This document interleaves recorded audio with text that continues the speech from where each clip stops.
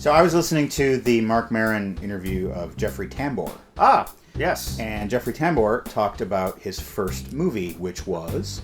And Justice for All. So I recently rewatched And Justice for All. Now, I haven't seen that movie since, must have been 1988. I saw it in a high school history class. I loved it when teachers would do that. Pacino really is amazing. There's a scene where he's eating Chinese food with a woman. This is what you did in dates in movies back in the 70s. Eat Chinese with a woman. And she, asks him a question.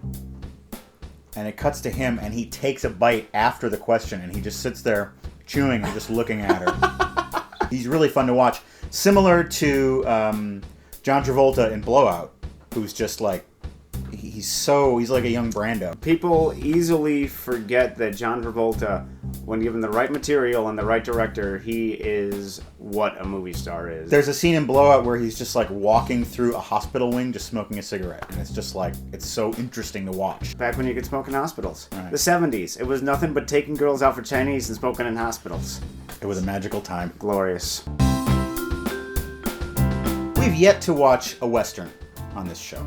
That's true. I want to talk to you right now about the revisionist Western. The gritty subgenre that blows dust into the eyes of the Technicolor Hollywoodized vision of the Old West. Painting a bleak and stark picture of the unforgiving and unforgiven American frontier.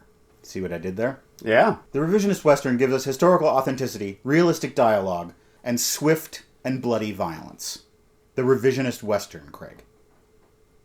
But we're not going to be watching one of those. Oh, excellent. You know why? Not enough singing. That's why we are going to be watching what was referred to as the musical gold mine of '69. That's right, get out your paints and your brushes and your drop cloths and get ready to paint your wagon! Yes! Got a dream, boy, got a song, paint your wagon and come along. I want to thank Wildie Wilson on Facebook who suggested Paint Your Wagon. If you suggest a movie, who knows, it might make it into the show. So thanks, Wildie? I don't know the guy. I'm just so amused that we're watching this. Based on a 1951 Lerner and Loewe musical and adapted by network scribe Paddy Chayefsky, Paint Your Wagon was released in 1969, a time when most movie musicals were way out of fashion. It still managed to be the sixth highest grossing film of 1969, though its $31.6 million box office take still did not offset the costs of its overblown budget. It has quite the climax to it. I'll just tell say me. that. You'll see where all the money went to. Lee Marvin turned down the lead in Sam Peckinpah's The Wild Bunch to be in this movie, for which he was paid $1 million. Lee Marvin and Clint Eastwood do all their own singing. That they do. Co-star Gene Seberg described Lee Marvin's singing voice as, quote, like rain gurgling down a rusty pipe, unquote. Got a little gift for you there. Excellent. It's your, there it is. There it is. Gold mine nugget bubble gum. Huh. And Gold. it's gold. Gold fever. Nothing can help me but the yellow stuff. That goes out to you, Wildie. Also, this movie is nearly 3 hours long, so we're going to be spending a lot of time on the old leather couch watching Paint Your Wagon! Yeehaw!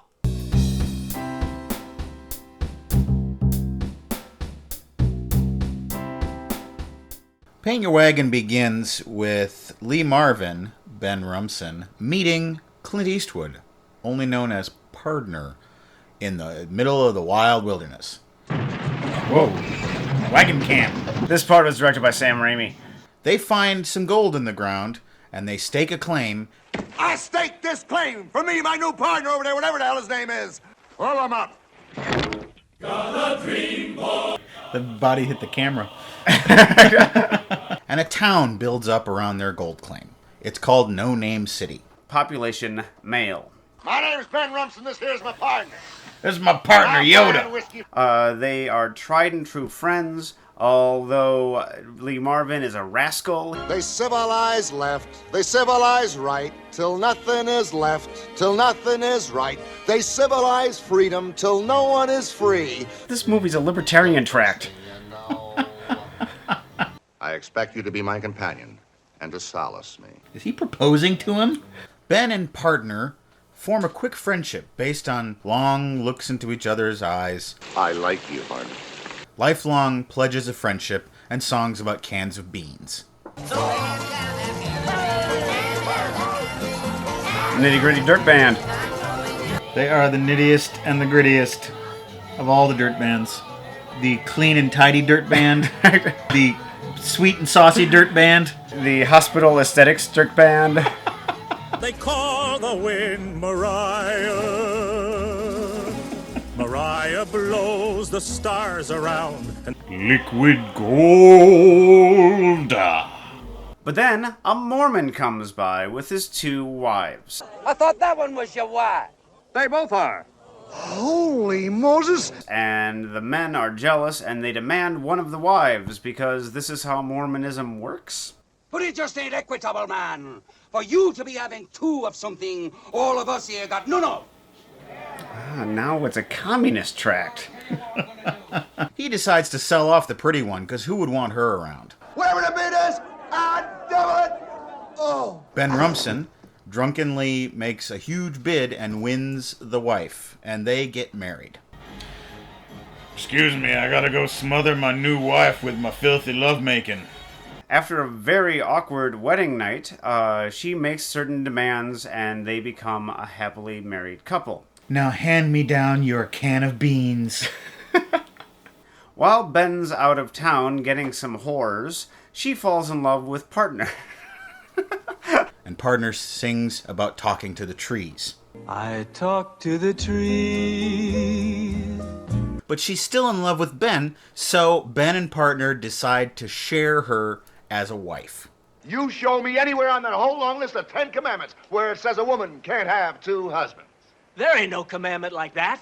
For a while this works out. Ben and a Partner live happily with Elizabeth, but then they become corrupted by the gold fever.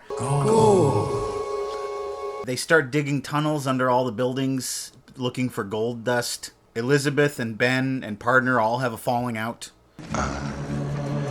Was born under a wandering star. He doesn't want anyone to know he's singing.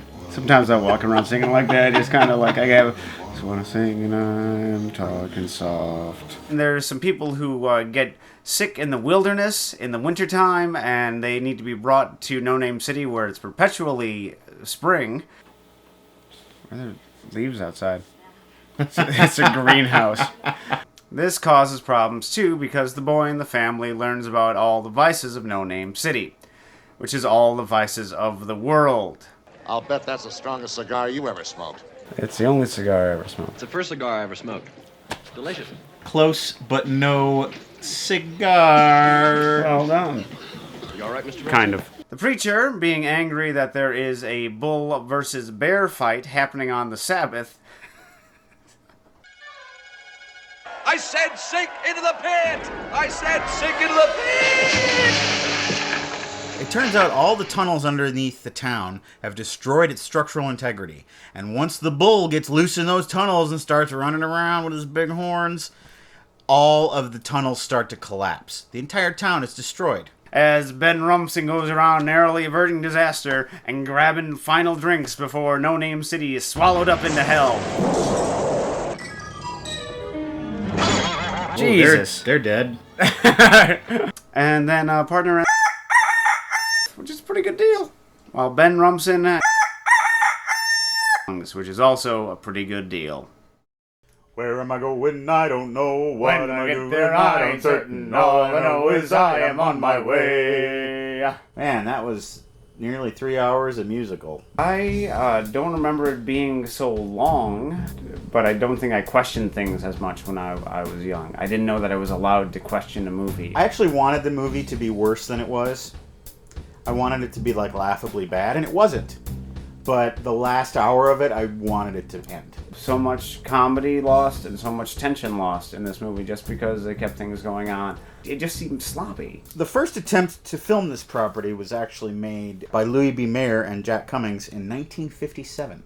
It never was made because Louis B. Mayer died. How different do you think this movie would have been if it was made in 1957 versus being made in 1969? Well, they wouldn't have filmed it on location. All the sets would look cardboard. They'd be like on sound stages and stuff like that. They couldn't do the destruction of the town. No, they Probably. couldn't. I don't know how they did that on stage. I don't think the play ends the same way.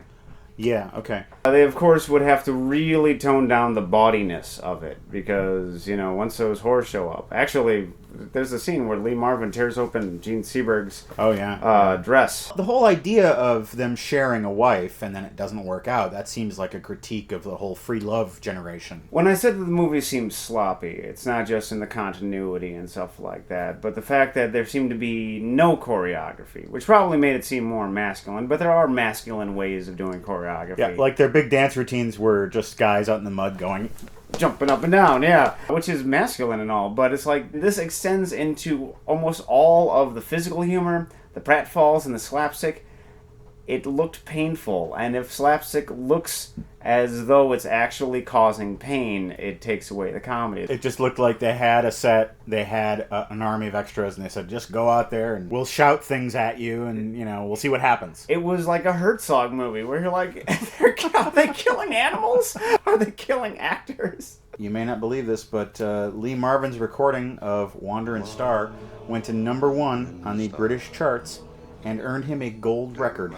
Good for you, Lee Marvin. That is a great song, and there is something powerful about the recording of it. It doesn't really hold up in the movie. Yeah, the performance in the movie doesn't.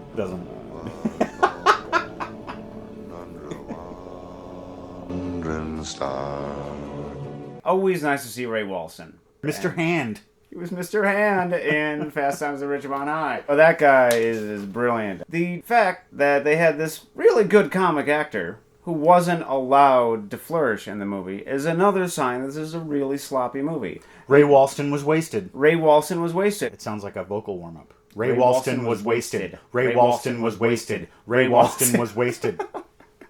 You win. You won the vocal warm-up. Yay! Was this at the height of Clint Eastwood's career? There has never been a height of Clint Eastwood's career. Well, he hit being Clint Eastwood, and then it just like, whoa, but that's a really high thing. The crest of his career. This might have been the point where he could have actually have destroyed his career by doing a bad musical. Didn't happen. Didn't happen somehow. Old Clint lands on his feet. Yep. Clint the cat. Clint the cat. Clint the cat. Clint the cat. Clint the cat. Hit your T's. Clint the cat. Clint the cat. Ray Walston was wasted. Ray Walston was wasted. Clint the cat. Oh, Clint the cat. We're going to have perfect diction by the end of this episode. The best things in life are dirty. Are the best things in life truly dirty? I'm not really a fan of dirt, so I would say like a clean towel after a shower is better than dirt after a shower. You've said a mouthful there. Yes. I certainly had low expectations for it, and it did exceed them. I think it's best when you go into a movie to have really low expectations. And with keeping low expectations in mind, let's do Seen It. Before we get into the movies, I want to read a quote from Facebook. This is from Amanda Cook. Love this series. Thanks, Amanda. After seeing your latest episode, I dutifully checked out Hasu. I don't know if I just watched a soap opera, a horror movie, or a cat food commercial. I just know I really liked the weird things it did to my brain. Thanks for taking our advice and watching House, Amanda. All right. Chaos Kid 8369. Cool Hand Luke. Though I hope you have seen it already. Paul Newman at his finest.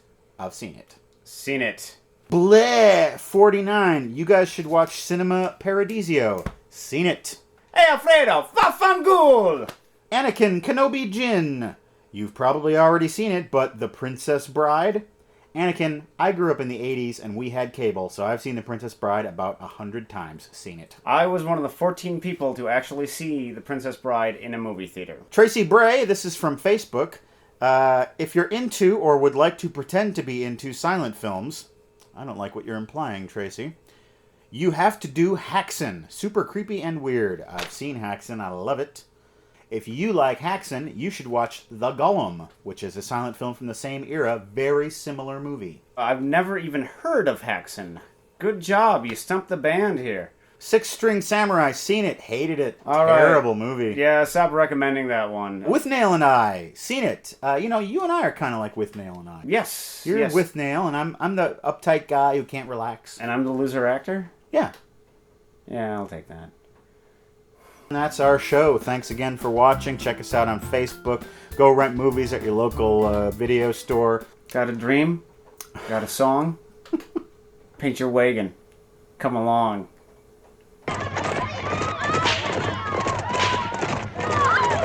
I really wish this movie would have a scene where Lee Marvin tries to have sex with a horse. He tries, but he fails. That's the key. That's the key. Though